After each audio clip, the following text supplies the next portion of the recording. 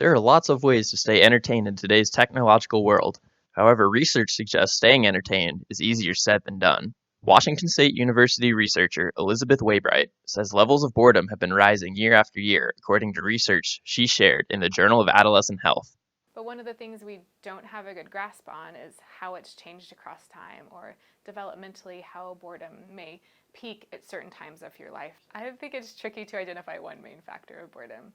I will say it seems that for most people, boredom is situationally induced, meaning I'm sitting and I'm waiting in traffic, I'm stuck in class, maybe I'm not engaged with the instructor in what's going on. And when you look at the research, boredom is usually defined as kind of an unsatisfying activity or a time when you really can't engage with what's going on around you.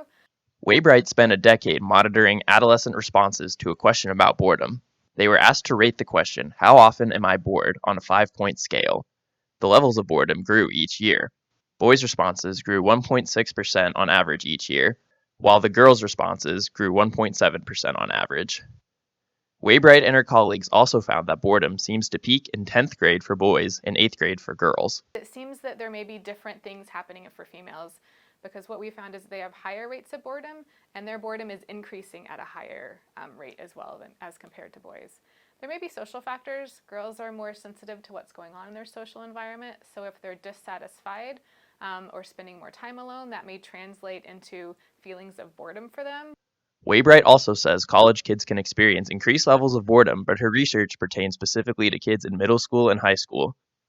Waybright says college kids are a group she wants to dedicate more research towards to get a better picture of how much boredom affects kids after high school.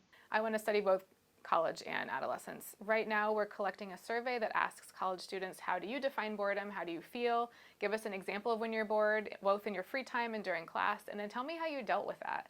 So to me, one of the next steps is promoting kind of healthy boredom coping. However, we're collecting some data now with college students to ask them how they define boredom or how they view boredom. So there's kind of a research definition, and then there's a real world definition of how people talk about boredom. With Murrow News 8, I'm Asher Lind.